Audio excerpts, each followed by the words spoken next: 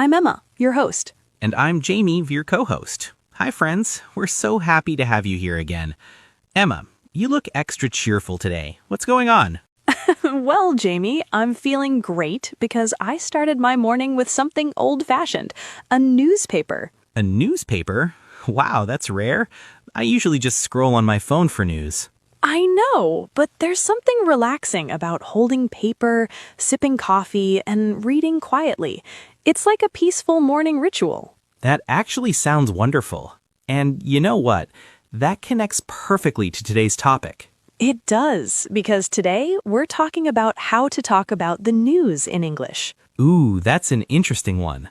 The news can feel tricky. So many long sentences and new words. Exactly. But today, we'll make it super easy with one simple formula, a secret that journalists use every day. A secret? I love this already. Tell us more. Part 1. The secret formula. The 5 W's. The secret is something called the 5 W's. The 5 W's? Sounds mysterious.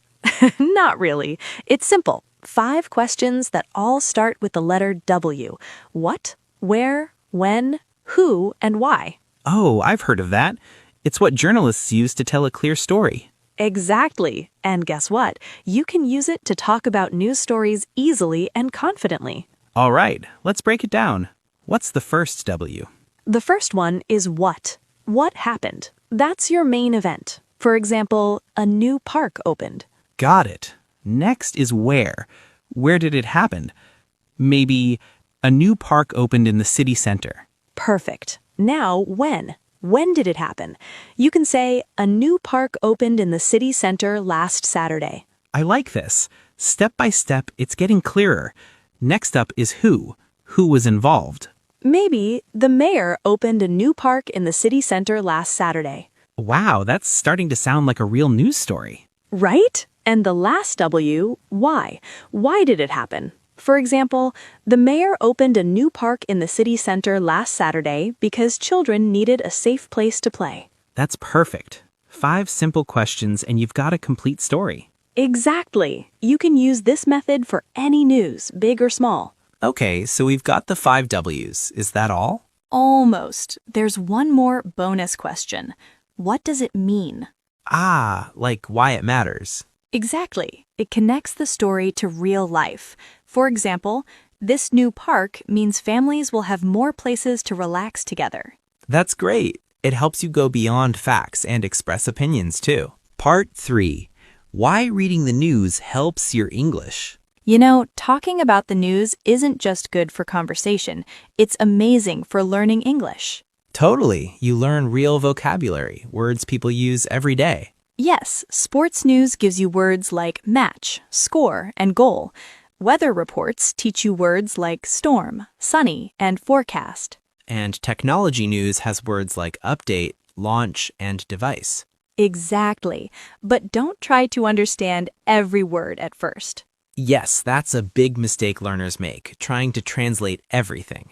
Instead, just focus on the 5 W's. Find the main ideas. What, where, when, who, and why. That's smart. It saves time and builds confidence. Okay, Jamie, let's practice. I have a funny headline for you. Oh no, I'm ready. The headline says, Surfing Dog Wins Big Prize in California. What? A surfing dog? That's amazing. Okay, let me use the 5 W's. What? A dog surfed on the ocean. Where? In California. When? Yesterday afternoon, maybe. Who? The dog. Let's call him Max. Why? To win a big prize. Perfect. Now put it all together. Yesterday afternoon in California, Max, the dog, went surfing to win a big prize. That's a great little news story and very cute. It is, and it shows how easy it can be to talk about current events. If you want to start reading the news in English, here are some quick tips. Start with headlines. They're short and easy. Read topics you enjoy, like sports, music, or animals. Use pictures to guess meaning. And remember, you don't need to understand everything. Exactly. Understanding the main idea is more important than every detail. And when you talk about the news, you can also use it to practice conversations. Right. Start with phrases like, "Did you hear about?" "I read an interesting story today." Or even ask, what happened in the game yesterday? Or why was the airport closed? That's real, natural English practice. Wow, Emma, this was so much fun. I feel like I can report the news now. You'd make a great news anchor, Jamie. But seriously, this is such a useful skill. Absolutely. Everyone listening, try it today. Read one short story and answer the 5 W's.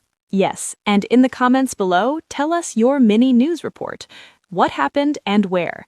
It can be something real or even funny. We'd love to read it. And don't forget to subscribe to English Pro Space for more friendly lessons like this one. Thank you so much for joining us today.